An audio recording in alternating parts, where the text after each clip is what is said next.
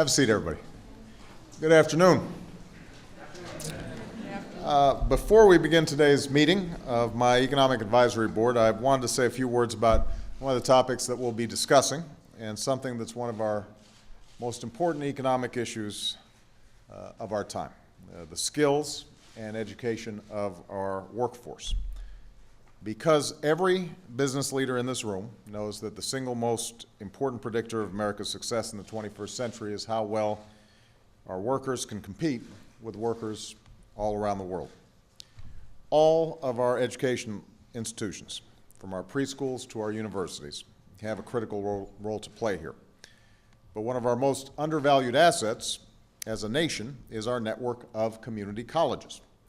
These colleges don't just serve as a gateway to good jobs for millions of middle-class Americans.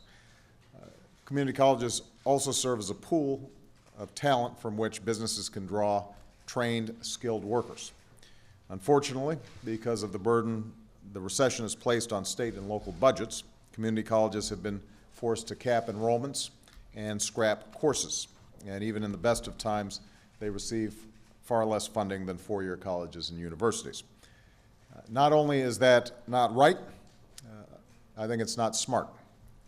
Not at a time when so many Americans are still looking for work, and not at a time when so many other nations are trying to out-educate us today so they can outcompete us tomorrow.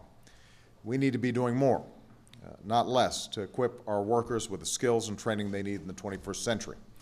It's an economic imperative. And so I've said that by the year 2020, I want to see an additional 5 million community college degrees and certificates in America. And to reach this goal, we're making an unprecedented investment in our community colleges, upgrading them, modernizing them, and challenging these schools to pursue innovative, research-oriented approaches to education. And I've asked Dr. Jill Biden, a community college educator for more than 17 years who's with us here today, to help promote community colleges around the country and lead the first ever White House Summit on community colleges, which will be taking place tomorrow.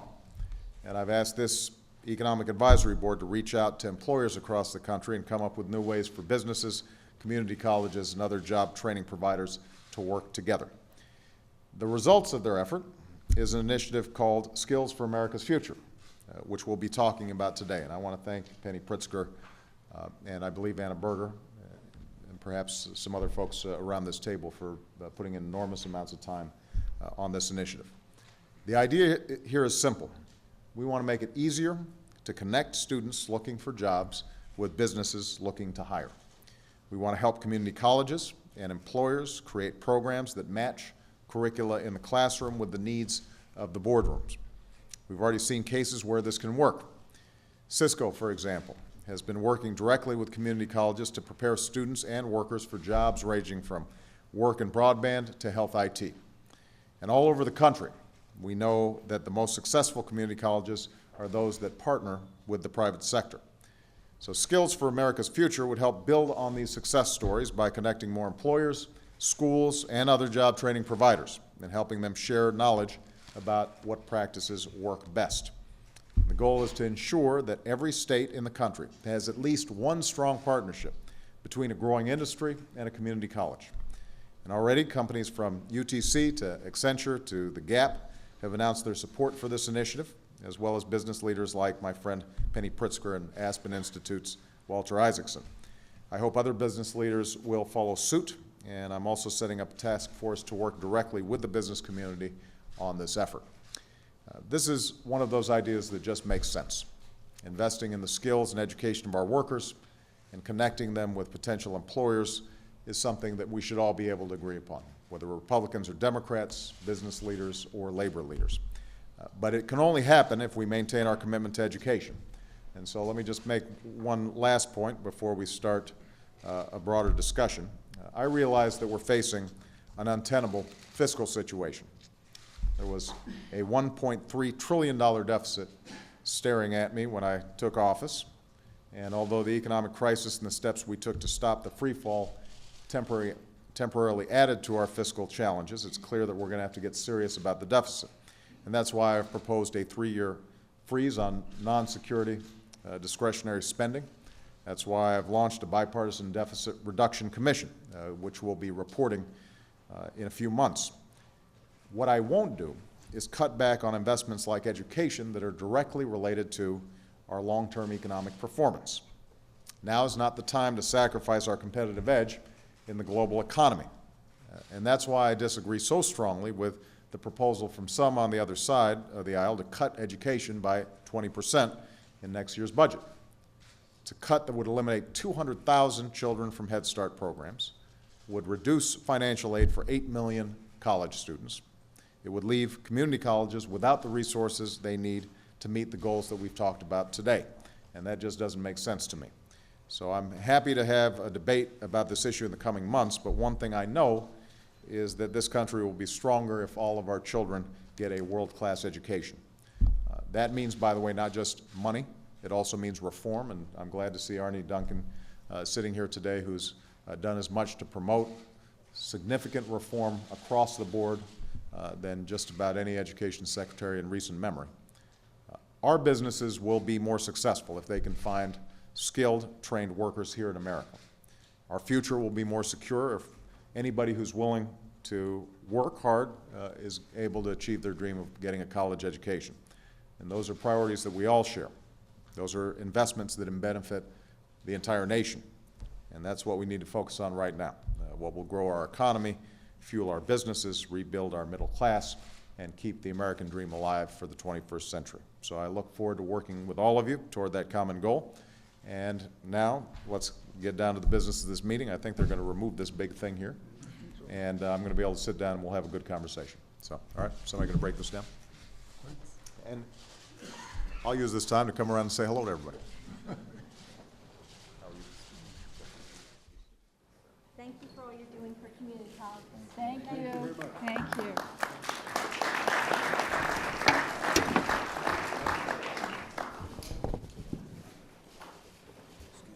Excuse me.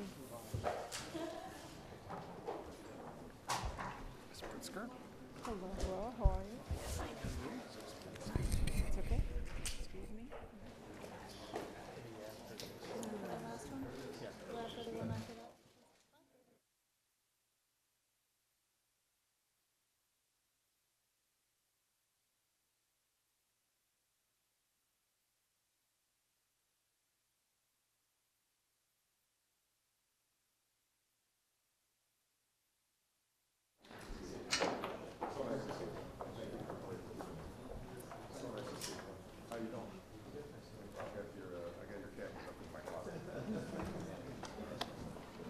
All right. Okay. Thank you, sir. All righty. Well, let's dive in.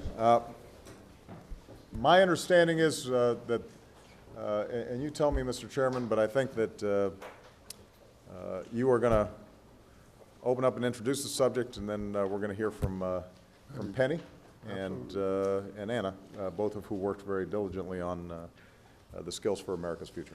Well, let me say, first of all, we appreciate your presence and welcome your secretaries and advisors here, Secretary Geithner big and cheeses Duncan around here. and Locke. I tell you, we ought to have some impact on something. And we have a feeling that, you know, we've made some contributions in the past. I might even mention regulatory reform, but infrastructure bank, which you've just been talking about, and weatherization, Homestar.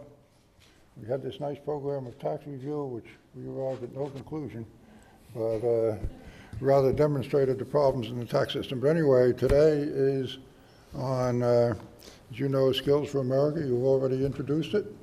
Penny was the driver so far as we were concerned. We approved the program and its specifics an hour or so ago. So Penny, the floor is yours. Thank you. Well, Mr. President, Chairman Volcker, and our friends as members of the PERAB, today the PERAB voted to recommend to you a new workforce development initiative, as you know, called Skills for America's Future. It's a very exciting collaboration of the private sector, labor, the federal government agencies, and the community colleges. And during the past year, the PERAB subcommittee on education and training has talked with scores of employers, educators, labor, and policy leaders to solicit their views on workforce development challenges. We convened a series of meetings with 7 different sectors of our economy: technology, healthcare, financial services, small businesses, energy and utilities, service and retail, as well as manufacturing and construction. And through these meetings, we identified public-private partnerships as one of the most effective ways that we can improve the skills and credentials that American workers and students are receiving. So we also looked at the best practices of 5 companies that are doing an excellent job of improving and developing workers' skills. These companies are Accenture, Gap Inc., McDonald's, Pacific Gas and Electric, and the United Technologies Corporation, all of whom are here today.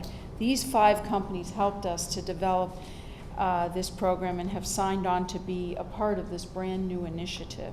And they're going to invest their skills, their expertise, their people, and dollars to support and create a more high-impact partnership with community colleges. The goals that we've set out for Skills for America's Future are several. First is to create a certification for best-in-class partnerships that develop career pathway and training programs. The second is to recruit additional private sector and labor leaders to build a national network of high-impact partnerships at community colleges. Basically, we want to scale the program. We also want to provide a national voice for the effectiveness of these partnerships, and therefore to convene stakeholders to share best practices. Our 4th objective is to work with the interagency task force to align workforce programs funded by the Department of Labor and the Department of Education with market demands, to help the task force identify and develop stackable credentials in high-demand industries, and to increase the use of technology to improve training. Finally, we want to ensure that every state has at least one high-impact partnership between industry and a community college, and our hope is that every state will have more than one. Mr. President, this entire effort supports your goal for an additional 5 million community college degrees and certificates by 2020. And the initiative, we're very excited, the initiative will be part of what's called the Economic Opportunities Program at the Aspen Institute, led by an executive director and a core team, but the work will be nationwide. And our goal is that Skills for America's Future will launch a national movement to strengthen America's workforce, to optimize job training programs, and ultimately job placement. So we ask you, Mr. President, as you said earlier, to endorse Skills for America's Future, and we just can't begin soon enough. We believe putting the resources into training and development of workers, as you believe, is one of the best investments that we can make in our country. So thank you. Well, thank you, Penny. Anna, you want to chime in, because I know you worked on this, and then I know traditionally sometimes people feel a little constrained in these conversations, but I'm going to make sure that I ask a couple of questions. I just want some top lines on where we think we can have the most impact most quickly on this. But go ahead, Anna. Mr. President, thank you. I would say on behalf of the whole President's Economic Recovery Advisory Board, you really have given all of us an opportunity to come out from different perspectives and strategize around common issues that we all confront. And I think that the training discussions that Penny led brought us all an opportunity to hear from business leaders, education leaders, union leaders, and practitioners, and really get into what were the obstacles about in us being able to prepare the workforce for the future. We heard it from all different perspectives, and we were able to grapple with all of those. And so we heard what it was like for a worker who was struggling to get by, to figure out how to take advantage of opportunities at community colleges and elsewhere, at the same time as supporting their families. And we heard about employers who were struggling with finding the right talent at the right time, and community colleges having a hard time trying to understand how to get ahead of the economy and not just doing what they did before. And so these sessions gave us all an opportunity to learn from each other and understand that we have a long way to go. but that if we do it together, that we can really get someplace much further. And as our economy changes, and as people are struggling to hold on to their jobs and think about their future, we have these incredible opportunities. So from healthcare reform, as we move from a sick care to a well care program, we have the opportunity to create better jobs for home care workers to be in the community and retrain critical care workers to take care of people to keep them well as opposed to when they're getting really sick. We have the opportunities for the work that we've done through Homestar and really thinking about how we can use the training centers that the laborers and others have across this country to bring people out of the community and retrofit our communities, and at the same time move them through the economy and give them greater skills so they can be building engineers and take on greater responsibilities as well.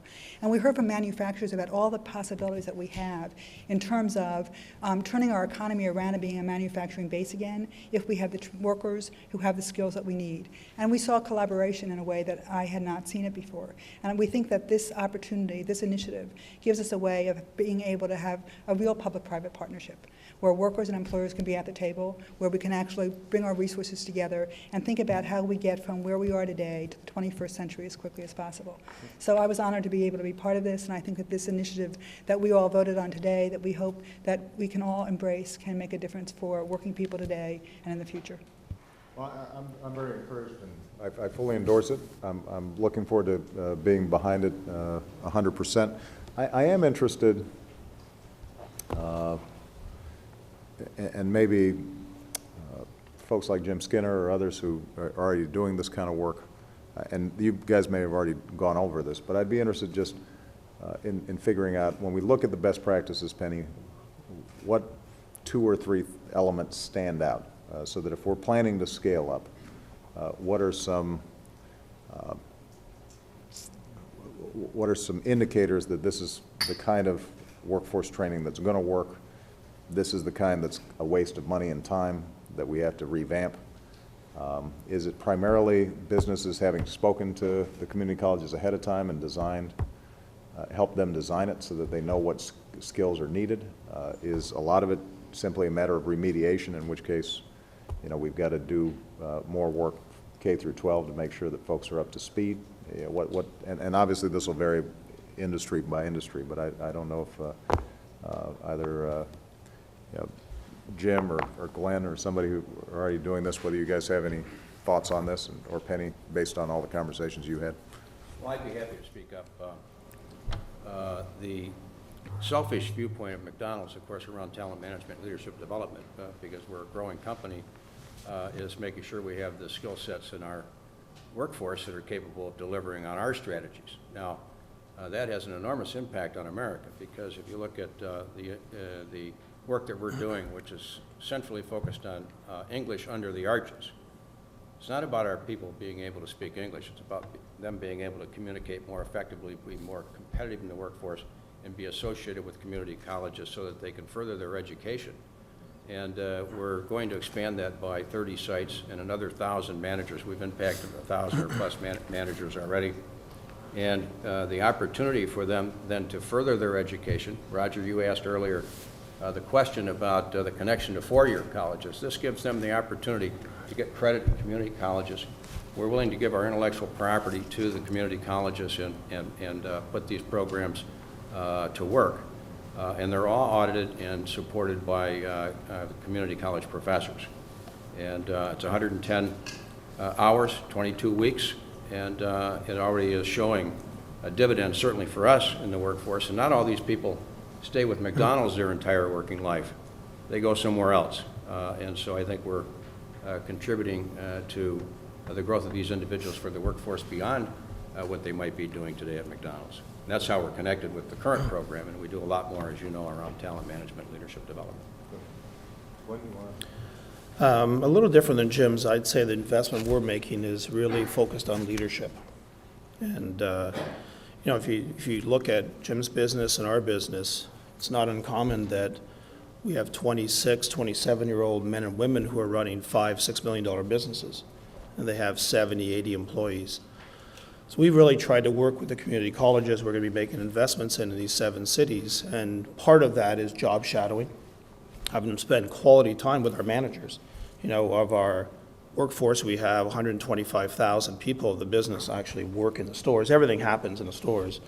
People like me have ceremonial jobs in offices, and we do what we do, but the reality is we deal with millions of customers every single day inside our stores, and that comes down to phenomenal leadership. And the community college is going to do so much. I think they understand it, and I think that we've been working through high schools to get people through a program we have in New York and Chicago, get them ready to work in our stores. But the real angle in the community college is how do they get the leadership they need to feel confident that they can actually move forward in the business, deal with people, deal with difficult situations, lead, and get the pride that comes with providing great leadership. So at the Gap, our angle is really in these 7-city tests we're going to do, which we were saying earlier to Penny, and Penny obviously has a lot of passion around this issue, is to build it out to many more cities over the next couple of years and really get deep with these community students, these men and young women, the future store managers of our business, and give them the one skill that ultimately will separate them from being successful or not, which is how to lead. Penny, you want to add anything? Well, I think that one of our objectives, Mr. President, is through this effort is to do exactly what you've asked us, which is to better understand what makes a successful partnership, so that we can be replicating the successful partnerships and sharing that information more efficiently. It's ad hoc at this point right now. So those are the kinds of efforts that we'll undertake. Good. Robert, you have some thoughts about sort of unemployment generally and how that connects with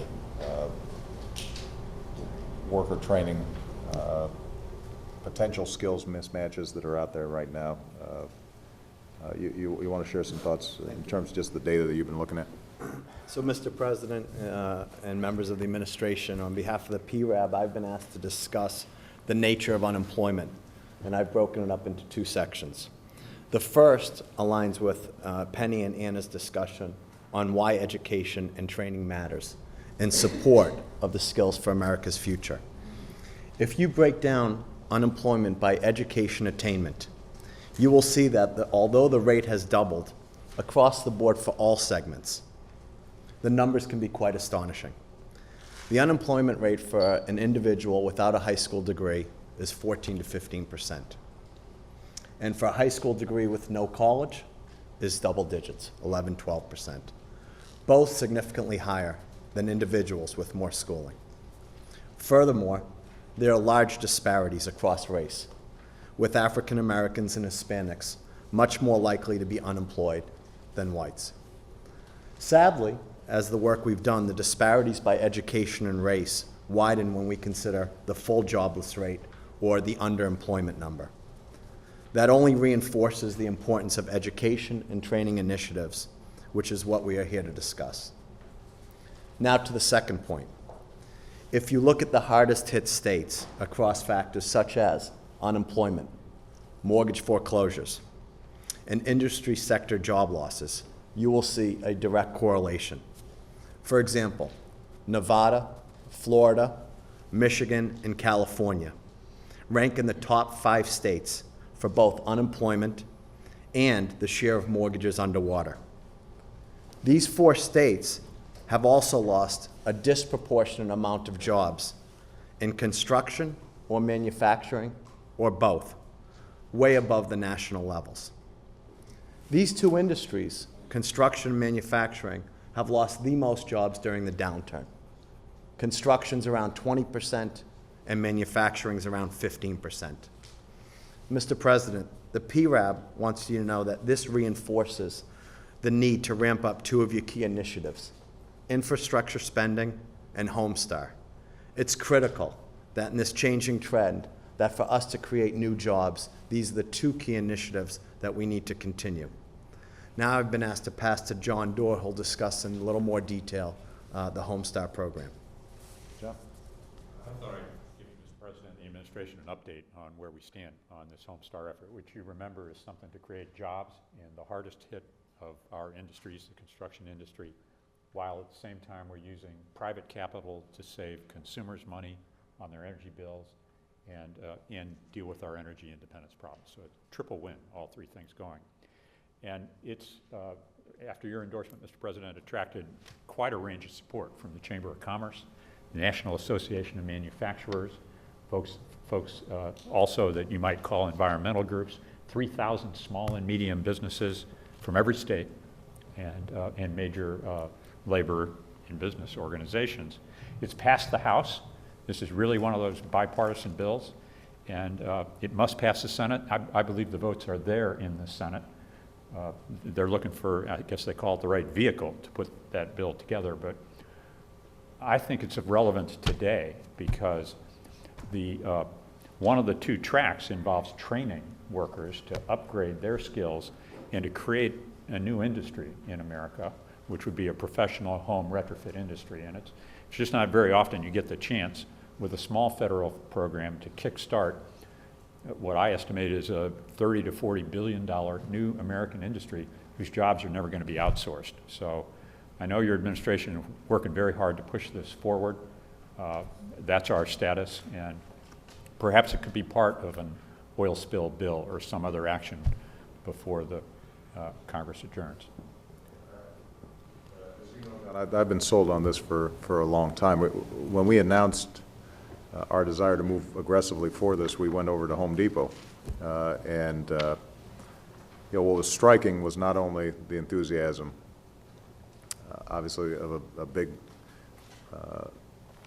national company like Home Depot, but talking to I met a young man who had been unemployed for 16 months, was retrained over the course of 2 to 3 months to lay down insulation, had proven to be just a terrific employee. He was working for a small contractor who had seen his business collapse after the housing bubble burst, and now was seeing a significant pickup in his work around this notion. So this can have a terrific impact at retail level, among small businesses and among young people who can be trained fairly rapidly to take on this work and to do a terrific job. So we're going to push hard, and obviously it also cut our nation's electricity bill, which we're all concerned about for energy and environmental reasons as well. This is going to be a top priority. Jeff, do you want to talk a little bit about how you see this from for a company that operates internationally, and obviously you and I have spoken a lot about how we can boost exports. One of my main goals is boosting exports. We're going to need a good workforce to do it. So, Mr. President, the export markets remain strong. I was in Asia the last couple of weeks, and again, the economies remain very strong. I think the work that Secretary Locke and State and USTR is really being felt. So I want to say thanks for that. Our exports continue to grow, as I know Jim's do, and other UTC and others. So we very much are supportive of the export initiative. Our work is really around really recruiting high-tech manufacturing resources that help us make jet engines and gas turbines. The community colleges provide a very good asset that we work with labor in our communities to train people. Typically, we design a 2-year course with the community colleges and actually hire the people so they have on-the-job training. They come to work at GE, they get training in the afternoon, at night, and by the end of that 2-year time period, they can do precision machining and the other types of high-tech work that I think we want to have in this country. The last thing I would say is that well-trained, this workforce remains the most competitive in the world. We can drive quality, cost, speed that is second to none, and we have big faith that that can be done here with the right level of education. And the community colleges are incredibly flexible to work with us on designing our own curriculum, which I think is a real asset as well. I think this last point is really important. I've never spoken to a community college president who would not happily redesign just about any program to meet the needs of an employer who says, I've got 1,000 folks that I'm willing to hire if they get the right training. And obviously at the federal level, this is an area where we've got to exhibit maximum flexibility. So where our resources go from the Department of Education or whatever, or from Department of Labor, we are willing to modify any bureaucratic tangles to make sure that that training matches up with jobs as quickly as possible. But, Jim, you got you guys are also selling a lot of stuff. I'm glad to see it. Maybe just come back to the Skills for America initiative. We work very closely with Penny and as they're working on the program, but Caterpillar's leverage the community colleges around the country. We, in fact, with our dealers, have a partnership with about 12 of them and a great curriculum to develop skilled service mechanics to do field service work. And these skills are transferable to other industries, but we've developed this program specifically with the community colleges and just a terrific working rapport with them. And it's been going on for several years. Now we have 4 new plants being built in the United States, and every one of those cities has community colleges partnering with us on the training that we need for the people coming into those facilities. So I couldn't be more positive about this program. Our business has gotten a little better, so let me give you just some quick feedback on that. I told you early in the year I thought our exports this year would be up about 65%. I've raised that estimate a bit. It's maybe going to be considerably better than that. We're seeing a very sharp V recovery in most of the developing market theater of the world economy, to where global mining, global oil and gas industries are back at all-time record levels. We have hired, and mostly driven by exports, about 4,000 people directly in the U.S. already this year, and they'll be adding to that over the next few months as our schedules are continuing to ramp up. And our suppliers have probably added on the order of 4 times that number. And most of those are small and mid-sized companies. So when the GEs and Caterpillars of the world win in the global market, all employers participate in that, and our communities. So it's getting a little better. Having said that, I'm going to come back to this unemployment thing too, and I'm sort of the transitional speaker for the group. We have a very serious cyclical unemployment level that's very concerning, and a lot of people who've been unemployed for an extended period of time.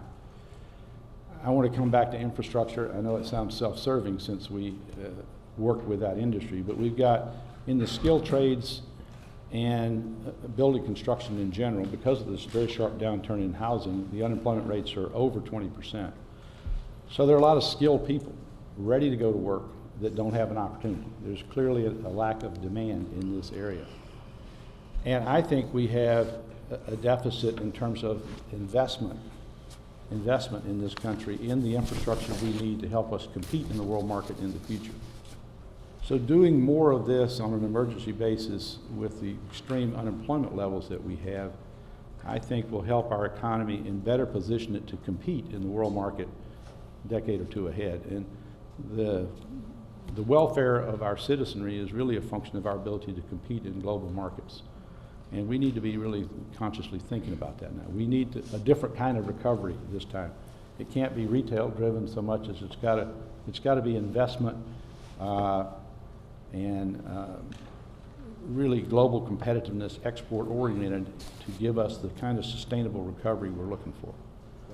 So let's, I know you've made some proposals on infrastructure. Anything we can do to help you move those things forward, we'd be delighted.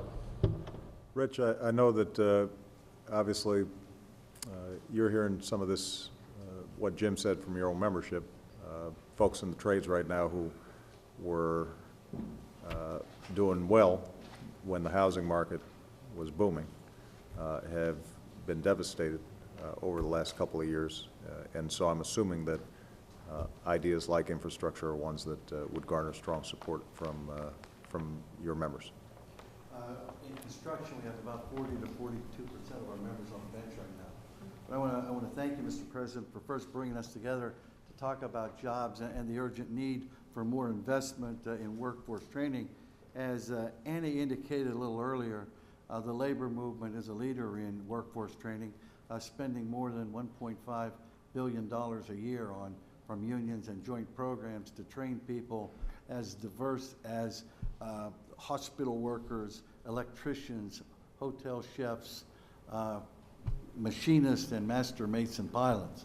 But as Jim said, with 15 million people unemployed, we're worried that the people that we get the training to aren't going to have the jobs. We know you're committed to creating good jobs in this country. You've done everything possible, but there's a few things that stand in our way. So I'd like to make three or four points along those lines. First of all, we do applaud your efforts for job creation through the $50 billion infrastructure investment of building roads and rails and runways and providing aid to small business. All of those are going to make us more competitive as a nation ultimately, and they're also going to put us back to work. But as Jim said, we have an aggregate demand problem in this country. So I'd like to make three quick points. One, because of the state and local government cutback, the recovery is starting to flag. Now, your leadership was critical in securing $26 million in FMAP funding for states struggling to maintain services, but they continue to face severe challenges. In 2009 and 2010, local and state governments have cut back 11% on services. And the 2011 spending level is projected to be 7.6% below the 2008 levels. So we've seen 242,000 state and local workers laid off since August of 2008. Those cutbacks are dragging down the economic recovery, and they offset your efforts to stimulate demand through the American Recovery and Reinvestment Act. The second point I'd make very briefly is the need to address structural changes, primarily currency manipulation, if we're going to succeed in restoring good middle-class jobs. And we appreciate what your administration is doing and the increasing focus that you're putting on this thing. China's the main culprit, but there are several other Asian countries that are following suit. Our estimate is that the yuan is about 40% undervalued, and it grows over time, and that the Chinese government's systematic intervention in currency markets is a blatant violation of its obligations. So we think quick action along those lines could have a fast payoff in terms of stimulating American jobs, exports, and manufacturing. And the last point is we think we need to rebalance our economy in order to succeed globally. Because if the United States is going to be a high-wage, high-performance, export-led economy, it needs to do three things that the other successful, wealthy, industrialized exporting countries have done. First, invest much more in education and lifelong training, which is what we're recommending that you do today. Second, continue to invest in modern infrastructure, as Jim Owens has discussed earlier, including transportation, communications, and clean energy for the 21st century.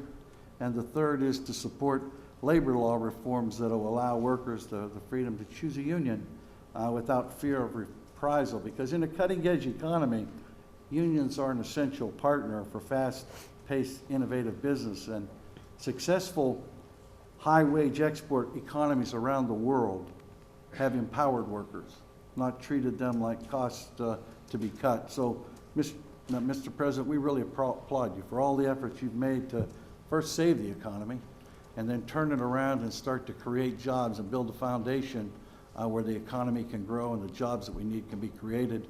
And all of us look forward to working with you in that endeavor. All my economic team, Tim, Larry, now Austin, as the head of the CEA, my cabinet secretaries at Commerce and Education, Labor. We spend a big chunk of each week, and have for the last 2 years, trying to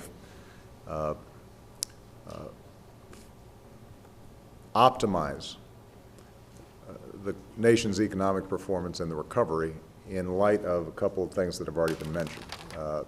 Obviously, the severity of the downturn.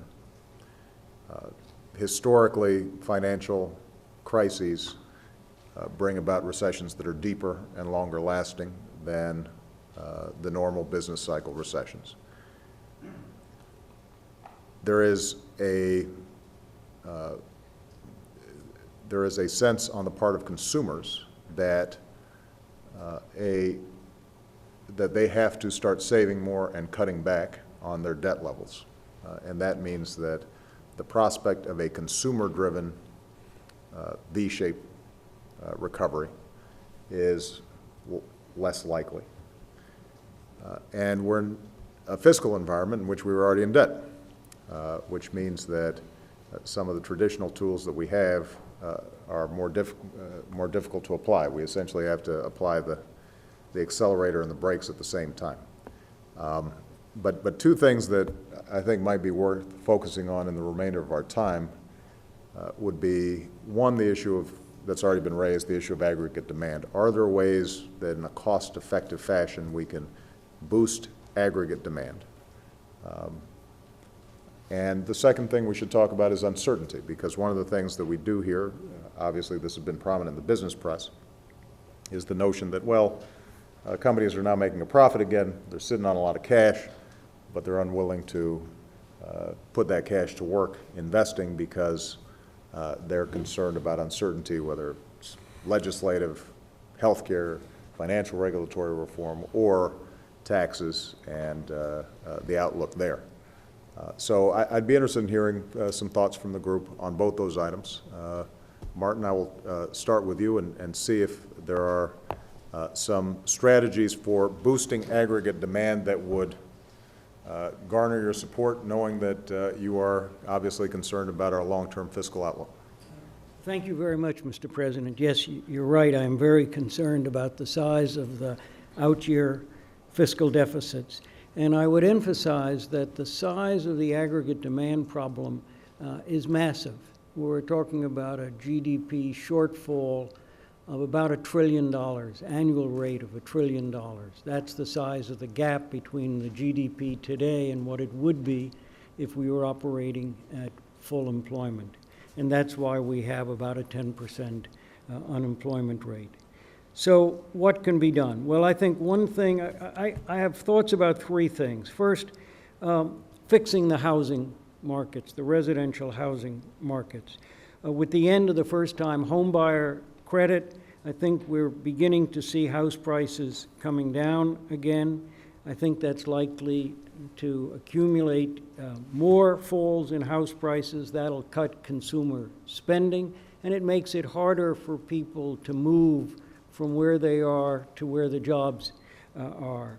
The administration's policies, as you know, have focused on helping people who are having a hard time meeting their monthly payments, on mortgage modifications that cut the monthly payments, but they don't deal with the major problem of individuals who are underwater in their mortgages, who owe more on their mortgages than the house is worth. And that's about 30% of all of the people who have mortgages. They owe more, and the average ratio of their debt to the value of their home is about 130%. So it's not surprising that we're seeing increasing volumes of foreclosures and defaults, and that can only get worse if house prices fall. So I think an expanded, aggressive strategy to deal with principal modification is really necessary. The second thing is helping businesses get loans so they can expand their hiring and expand their businesses, helping small businesses in particular. And the key there, as I see it, is that local banks are cutting back on their willingness to lend because of their expected losses on commercial real estate. Congress recently passed your plan to use $30 billion of TARP money to inject capital. It remains to be seen how much the small banks are going to be willing to take up some of those funds, but I think more can be done. In particular, what I think could be done is to allow the small banks that sell impaired loans to the public-private investment partnership or to others to amortize the resulting losses of capital over several years, say 5 years, so that if they sell off an impaired loan, that cuts their capital, instead of being forced to cut back on their lending, they would have a period of time over which to do it. And the third thing deals with the tax rates. As you know, I think that the current tax rates should be continued for 2 years for everybody, but with no legislative commitment after that. I think the 2-year extension would help to keep demand alive at a time when the economy is weak, and the notion that it would not continue after that would take some $2 trillion off the size of the national debt at the end of the decade, and that would give a boost to confidence that the administration is really focusing on bringing down the out-year fiscal deficit. So I think all three of those can help, can move in the right direction, and they do so without increasing the fiscal deficit. Obviously, we may not have time to pursue it today. If you've got some specific ideas on the housing front, I think we should hear them, and I'll make sure that our team follows up. The small business, it does sound like you've got something worked out that with some specificity. I'd be interested in seeing how it might fit with some of the work we're already doing to help get small businesses loans. The tax debate's a long one. I mean, I think the interesting question would be whether you felt the same way if you knew that if you extended all the tax cuts for 2 years, that you couldn't hold the floodgates back and you'd then be extending them in perpetuity, whether you'd feel the same way. I think what could be done after 2 years will depend on whether there are other reductions in the out-year deficits. If the Fiscal Commission or if the administration can find either savings on the spending side or changes in tax expenditures so that the outlook is more favorable, the fiscal outlook, then maybe a modified version of continuing the tax cuts. But I think drawing the line at the end of the 2 years is better than a commitment now to continue indefinitely. And I think not doing anything for the next 2 years risks sucking a lot of demand out of the economy at a time where really it's, as you know, we've been expanding, but at a slower and slower pace, quarter after quarter. This doesn't seem to me a time when you want to pull back demand by letting tax rates jump. Bill, do you have some thoughts on this issue of either aggregate demand or uncertainty, or both? Thank you, Mr. President. I believe that in a very short haul, uncertainty is depressing aggregate demand that is out there latent. And we have all sorts of evidence of this. We have the banks are sitting on cash. The consumer is scared, is paying down his debt. The Wall Street and the financial community is uncertain about where the Dodd bill is, how that's going to work out in terms of regulation. I subscribe to all that's been said here before in terms of the amalgamation and working together with community colleges and so forth and so on, but that's not going to happen overnight. And so what I would suggest is that your administration, and particularly you, step forward with a statement that you're not going to, at this time, increase taxes for anybody, and relieve that uncertainty. That isn't to say that you're not going to do something about taxes, you and a Congress, but you're going to delay that And I think the spark that would come from that, you're going to delay that and then weave it in to an overall tax reform, but not until you provide that spark to get us off this dead center. So, and I think that a prolonged argument in the Congress about this after people come back is going to be counterproductive to this issue of uncertainty. I think that will heighten it, and I think you have within your power and the power of this administration to put a pin into that uncertainty with a view toward putting the whole tax problem together in a more thought-through, complete package. Let me just address this because both you and Martin raised this. I mean, it's interesting, sort of the focus is on uncertainty with respect to tax policy. Keep in mind that my administration has already been very unequivocal in saying that we will not change taxes at all for 98% of Americans, which you'd think would provide some level of certainty. That with respect to aggregate demand, I don't know any economist, including, I think, Martin, who would argue that we are more likely to get a bump in aggregate demand from $700 billion of borrowed money going to people like those of us around this table who I suspect if we want a flat screen TV can afford one right now and are going out and buying one. If we were going to spend $700 billion, it seems that we'd be wiser having that $700 billion go to folks who would spend that money right away if we were going to boost aggregate demand. And the consequences of extending the upper income tax cuts,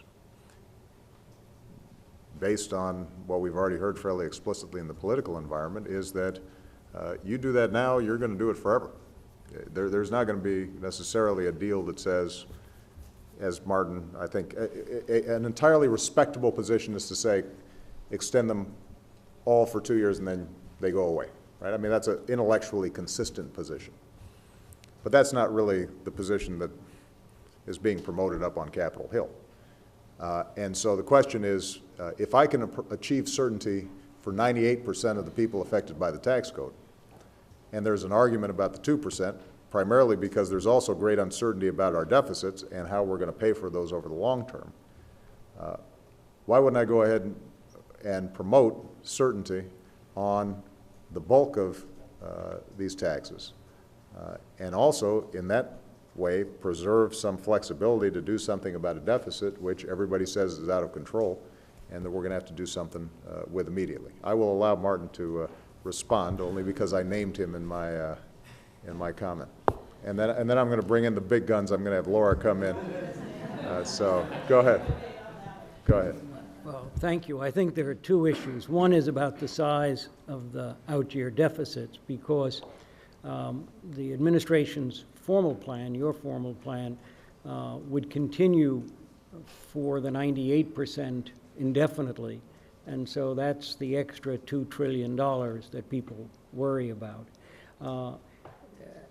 But I think the impact of the tax increase for the high income, who represent about, as you say, 2% of the taxpayers, but about 50% of the tax dollars, the impact is one of attitude, confidence. As we've talked during the PERAB discussion earlier, before you joined us, there's this concern about the business community's attitude about the administration. And it's not just the business community, it's high-income individuals, entrepreneurs, and others.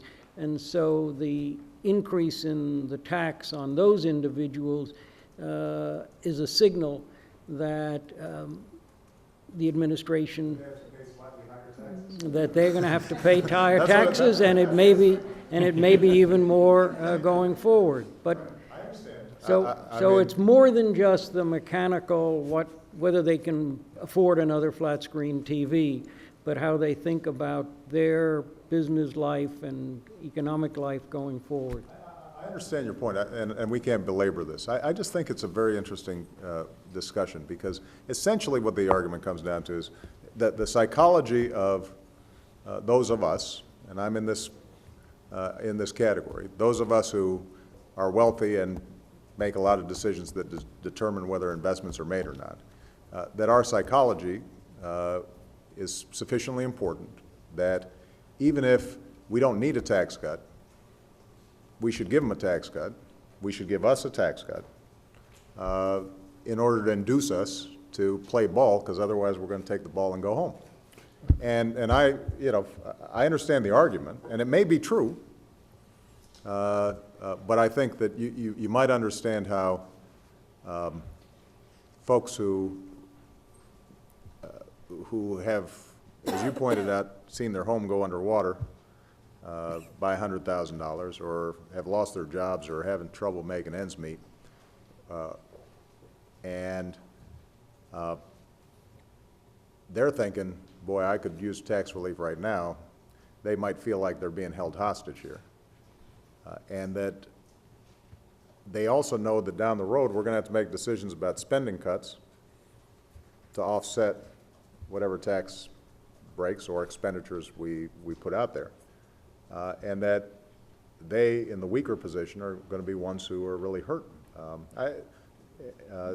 So this is something that we're going to have to wrestle with as a society, particularly given, Martin, that the group that you're talking about that you said psychologically might need a tax cut are the folks who disproportionately have been benefiting over the last 2 or 3 decades from all the growth in productivity, so that they have a larger share, we have a larger share of income and wealth than we have at any time since, what, the 1920s? You probably know the statistics better than I do. So, Laura, do you want to, let me actually get some economic help here. Well, I didn't come prepared to talk to the tax issue. I will say a couple of things, having listened to the discussion. One is I'm struck by the fact that a lot of the companies we talk about having lots of cash where it sits, if you read the report, say, of the Business Council, Business Roundtable, National Association of Manufacturers, if you listen to the CEOs of big companies sitting here, this tax issue doesn't come up. So I don't really believe, and I don't think there's evidence that we can point to document that the uncertainty about what's going to happen to the tax rate of the top 2% of Americans who share the share of income now that they had in 1928, that is really what's holding the economy back. I just don't, I'm not convinced, and I don't hear from the business community in general that that's the issue. If they're going to talk about taxes, the business community that I know with the large amounts of cash that could employ large numbers of people are more likely to talk about corporate tax reform. They're more likely to talk about repatriation. They're more likely to talk about deferral. They're not talking about their particular income tax bracket. So I just am not convinced. And finally, I didn't come prepared to say this, but I would say I just go with the CBO here. If you take the money and spend it on something that is more demand generating.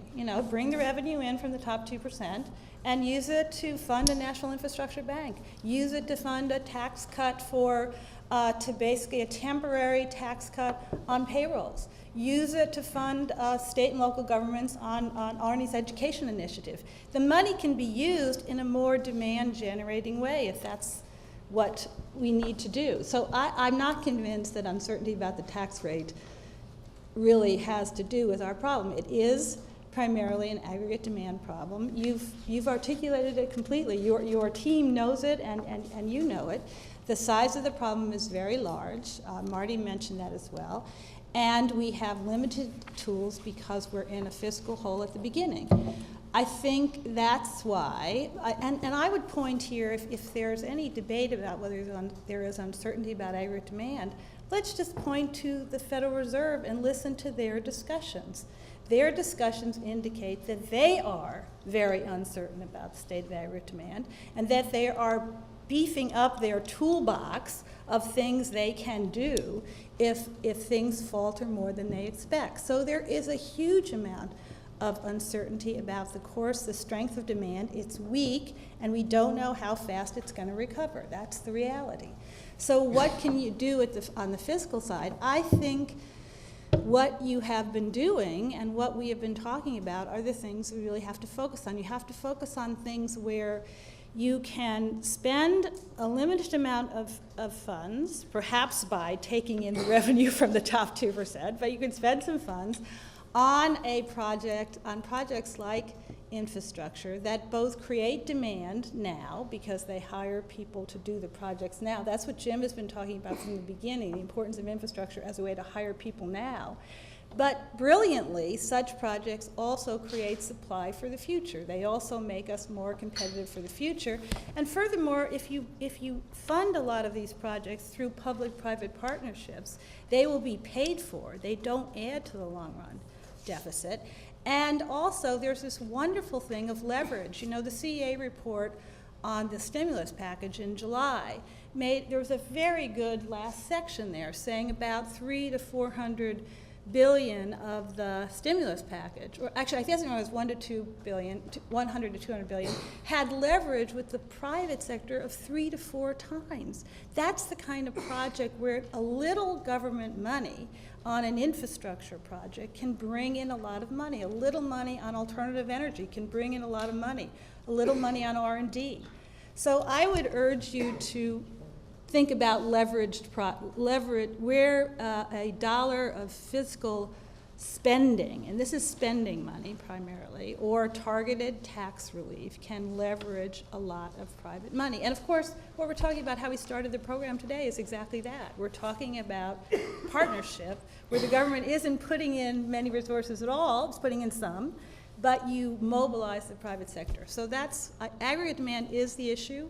We have limited fiscal tools, but I think if we focus on infrastructure, you focus on education, you focus on R&D, alternative energy, places where the private sector really wants to be with you, you'll get a lot of leverage and you'll get some jobs. I'm going to let, I'd like to hear Paul chime in, and then Mark, maybe you can address another source of uncertainty that's at least been expressed, and that's regulatory uncertainty, and then I think we can wrap up. So. I'm going to demonstrate that the chairman of this committee faces an unruly membership, has their own mind. But I want to assure you that my psychology will not be affected by returning to the tax rate, which you expect that are in existing law.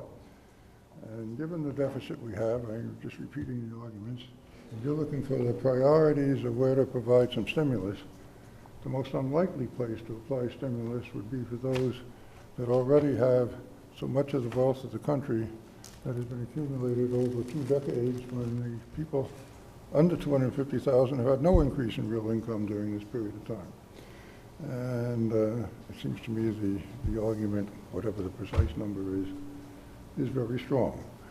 In fact, I don't understand the opposite argument, but that's beside the point, maybe. All right. Mark?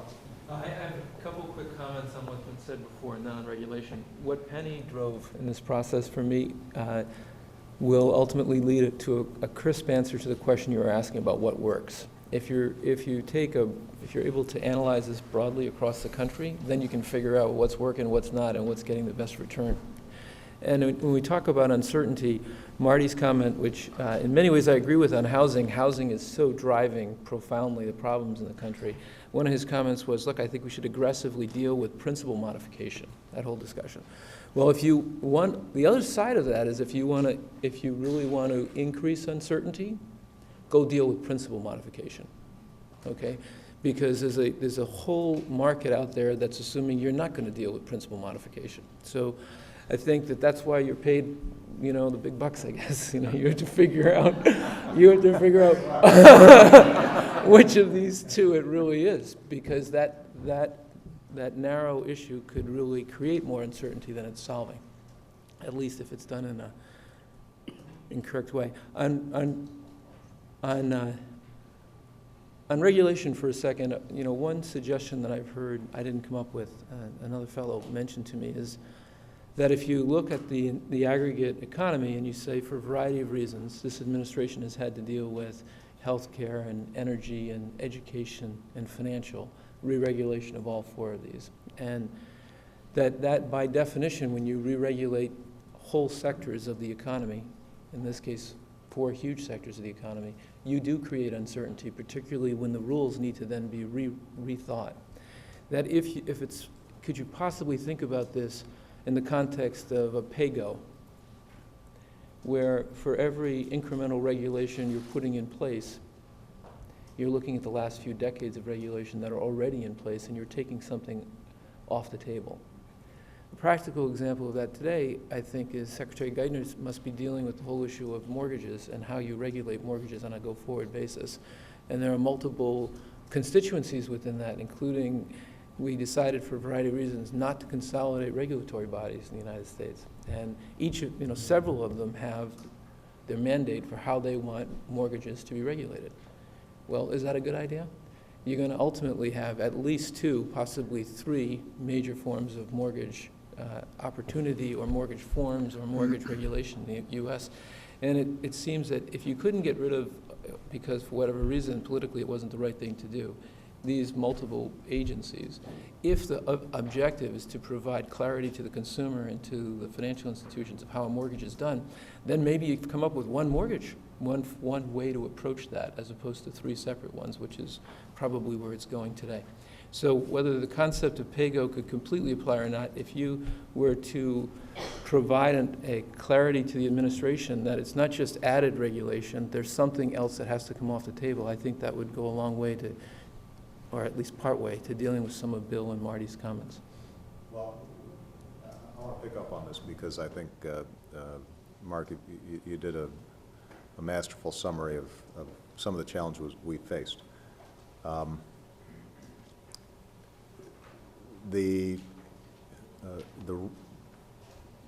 reforms that we saw, let's just take the financial sector.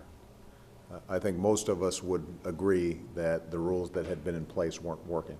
If they had been working, then we wouldn't have found ourselves in the mess that we were in. By definition, if you are reworking the rules for a financial sector that had grown to 30% of our economy, then that's going to be disruptive, and that's challenging. I think you are absolutely right that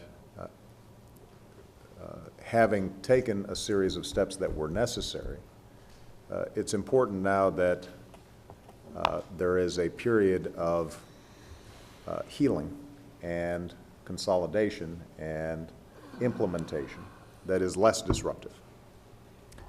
And I also think that part of that process involves going through what's already on the books to see, are there areas that have outlived their usefulness, that no longer serve a function, particularly if you've got a new set of rules in place that are going more directly to current economic arrangements. And so OIRA, the agency that's charged with looking through rules, I mean, part of what we've been in discussions with them about is how do we take old rules off the books, not just add new rules on.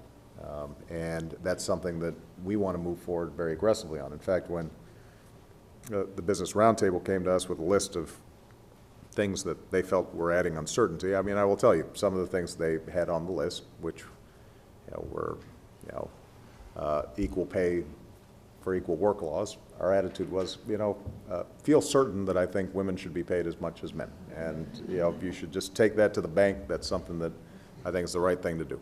There were other areas where they had some legitimate concerns that you had contradictory regulations that were working at odds with each other, and really at this point didn't make sense. And what we're trying to do is go through very systematically to see where we can eliminate unnecessary red tape, unnecessary bureaucracy, regulations that have outlived their usefulness. And what we're also trying to do is make sure that in the implementation of the new rules that have been put in place, that there's a collaborative process so that people have input and can get some confidence that these aren't just being put together willy-nilly. I will tell you that there are some examples, the one you just raised, for example, if we've got too many forums that are regulating mortgages, where we fought pretty hard to try to streamline it. It was tough. There are a whole host of jurisdictional and political issues that come up, and we'll continue to try to work on that front. But I think your general point that you can't just add new laws without taking away some that don't make sense is important. I also want to pick up on the point Laura made about taxes. We'll have to have a longer conversation about why we think businesses choose to invest or don't invest, where the sources of uncertainty are. I've said publicly, and Tim and I and Larry and Austin and others have talked extensively, both in private and publicly. We would be very interested in finding ways to lower the corporate tax rate so that companies that are operating overseas can do so effectively and aren't put at a competitive disadvantage. We'd like to do so and figure out a way to do it that's revenue neutral. Because, as you pointed out, just as some of Martin's prescriptions might in some cases add uncertainty, and so we end up having contradictory imperatives. The same is true on tax policy. Look, I'd be the most popular president on earth if I could just eliminate all taxes, except then people want to pay for stuff and also want to make sure that we're closing our deficit and make sure that Social Security and Medicare are there for future generations, and make sure that our kids are learning, and make sure that we have good roads so that we can drive to the Gap or McDonald's and spend our money. And that means we're going to have to make some choices. But I do want to say to this group, and I know that there was a subgroup that already worked on this, and it was somewhat inconclusive, but I'd like to continue to drive forward. If there are ideas whereby we can lower corporate tax rates in a way that does not massively add to our deficit, but instead revolves around closing loopholes, much in the way the last major tax overhaul in '86 was able to square the circle. That is something that we would be very interested in, we think could eliminate uncertainty, might reduce each of your bills for accounting and legal services, and could be a win-win for everybody. And that's an area that we'd like to collaborate on. So, Mr. Chairman, anything you want to close with? Well, just on this thought of uncertainty, there are two things on my list that I give priority to. One is the corporate tax situation, which is a mess. Mm-hmm. And the other is getting those little trade agreements through, which disturb people when obviously protectionist pressures are rising. Mm-hmm. And I think both of those agreements are in our interest. They're small, they're minor, but they give a signal, an important signal right now. I agree. And Korea is not so minor, especially when the EU and Canada have already wrapped up trade agreements with Korea. Yeah, so it's more important to do it. Yeah. Yeah. So, see, this was a fun conversation. Went a little off script, which is good. I liked it. Amazing. I enjoyed it. Thank you very much, everybody. And I'm looking forward to. I like the fact, by the way, that our cabinet members were able to join this. I think this is a format that will work better for future meetings. Thank you. Thank you.